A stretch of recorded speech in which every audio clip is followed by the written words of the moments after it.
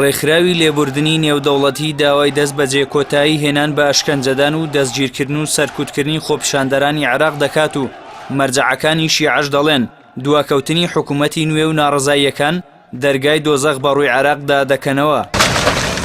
ڕێکخراوی لێبوردنی نێودەوڵەتی لەبارەی خۆپیشاندانەکانی عێراقەوە بەیاننامەیەکی بڵاو کردەوە و دەڵێت ئاگادارن هێزەمنیەکانی عێراق بە ئەنقەز هێرش دەکەنە سەر خۆپیشاندەرانی ئاشتیخوازی باشووری عێراق و هێڵەکانی ئینتەرنێتیان بڕیوە تاکو خۆپیشاندەران نەتوانوێنە و ڤیدیۆی خۆپیشاندانەکان و بەکارهێنانی هێزی لە ڕاددەبەدەری هێزەمنیەکان بڵاو بکەنەوە. هاوکات ئەحمەد ئەلسافی نوێنەری باڵای مەرجەعیەتی شیعەکان لە نەجەف ڕایگەیاند خزمەتکردن کردەوەیە نەک دروشم و دەبێت حکوومەت ڕەچاوی کات بکات بۆ خزمەتکردن و سەقفێکی زەمەنی دیاریکراودا بنێ بۆ هەر شتێک کە دەوێت جێبەجێ بکات.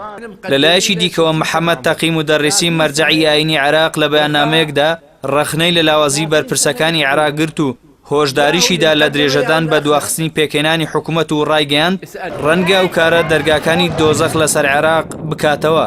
لەلایەکی ترەوەیەکێتی زانانی جیهانی موسڵمانی دانەی بەکارهێنانی توند و تیژی دژ بە خۆپیشاندەران لە عێراق کرد و هاوکات بانگەوازی لە خۆپیشاندەران کردووە کە خۆیان بە دوور بگرن لە تایەفەگەری و ڕەگەزپەرستی. لە بەیاننامەکەی یەکێتی زانانی جیهانی موسڵمان داهاتووە ئیدانەی بەکارهێنانی توند و تیژی دژ بە خۆپیشاندەران دەکەین، بانگەواز لە هاوڵاتیانی عێراقیش دەکەین یەکگرتوو بن لە پێناو پاراستنی ماف و ناسنامەی نیشتیمانی. یەکێتی زانایانی جیهانی موسڵمان بەرپرسیارەتیە و ڕووداوانەی کە ڕوودەدەن خستۆتە سوی ئەمریکا وڵاتانی هەرێمی کە دەست لە کاروباری ناوخۆی عێراق وەردەدەن.